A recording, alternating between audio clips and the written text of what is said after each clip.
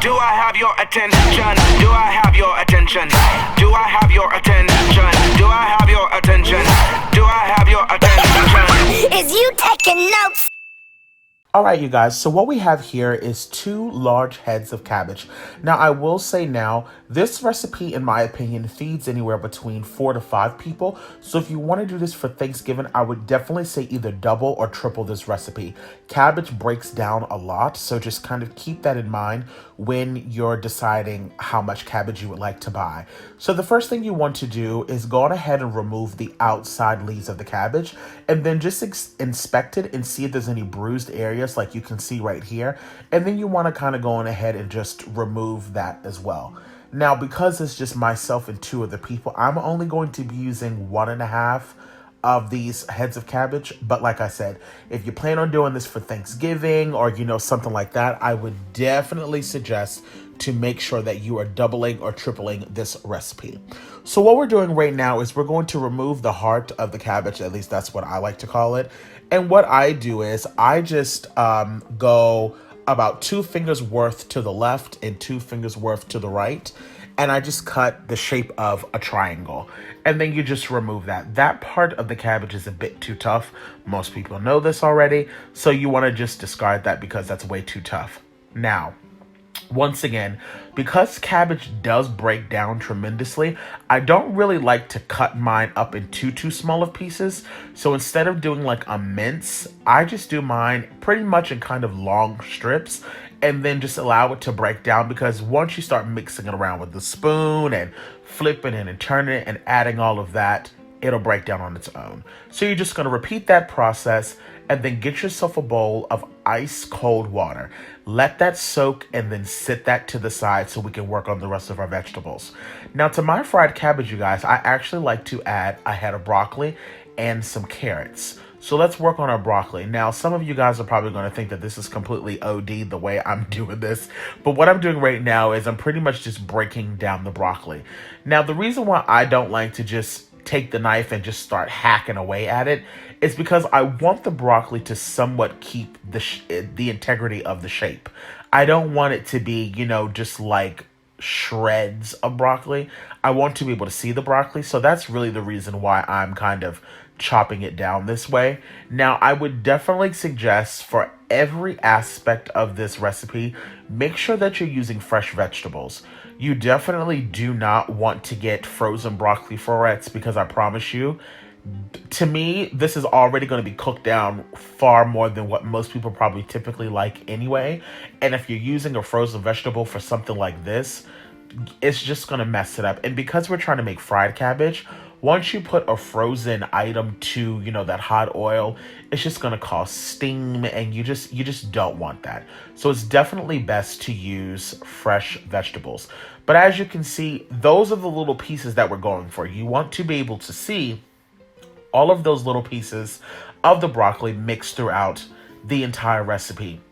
Now, if you are a person that does not like broccoli, omit the broccoli completely.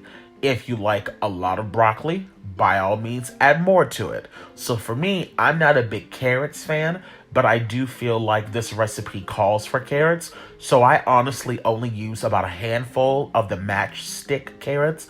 If you don't know what that is, you'll see it in a few moments and I'll remind you guys.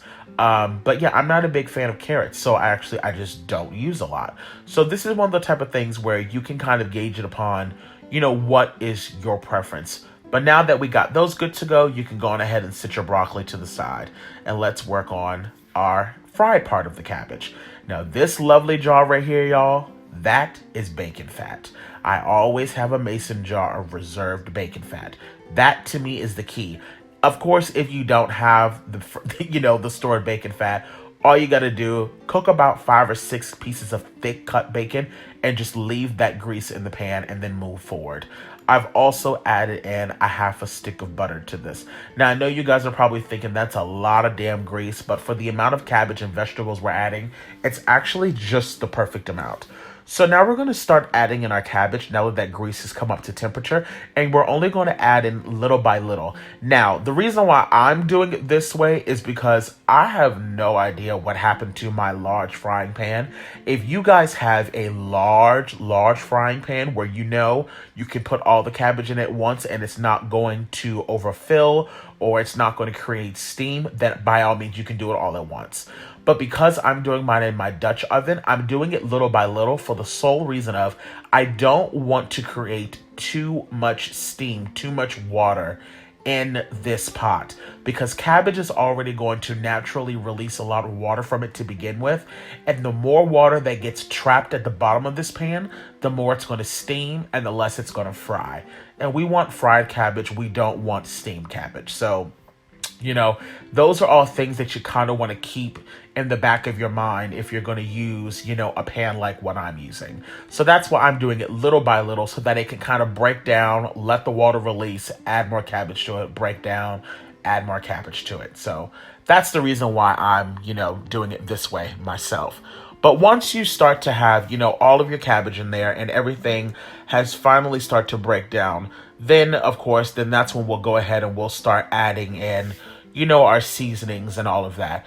As you guys can see, I have not added in any of the seasonings yet at all because I wanted to make sure that all of our cabbage is kind of broken down. All the water is pretty much evaporated out. Listen for that sizzle. Once you hear the sizzle happening, that pretty much means that all of the water has left the pot and you're just left with that bacon grease, and now your cabbage is starting to fry. So just, those little things will help you along the way when you're making this dish.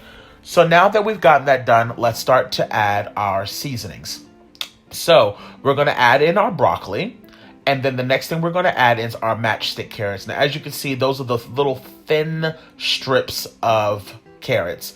So what we've just added in was a half a teaspoon of crushed red pepper, 1 teaspoon of paprika. We're adding in 1 teaspoon of Creole seasoning, a half a tablespoon of seasonal salt, 1 teaspoon of garlic powder, 2 tablespoons of Maggie Polio's chicken flavor, a half a teaspoon of black pepper, 1 teaspoon of onion powder, and 1 tablespoon of sugar.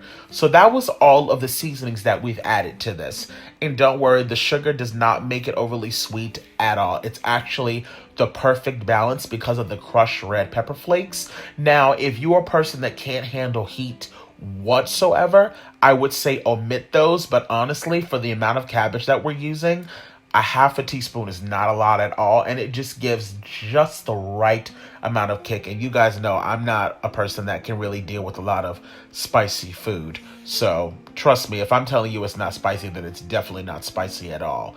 But that's it, you guys. That was all of the ingredients. Fried cabbage is so extremely easy to make, and it's one of those type of things where it's so well seasoned that it doesn't take much to make it great. I've just added in a capful of apple cider vinegar. If you're not too keen on apple cider vinegar, you don't have to add it to it. But I like to have just that little bit of acidity. To me, that does make, just a bit of a difference. And at this point, you can go ahead and turn the heat off. You're pretty much now just making sure that all of those seasonings are completely mixed through, and then just put in about 2 tablespoons of butter to top it off, and then you can serve it. Now, this, I will tell you right now, this is definitely that type of cabbage that's on the softer side. This is the type of cabbage where it's definitely no crunch to it, but that's just the way I love it. I absolutely love it that way. So look, I want to thank you guys so much for tuning in today, and as always, y'all babies stay cute and take care. Now go on ahead and make yourself some fried cabbage, honey. Simply Food by TY.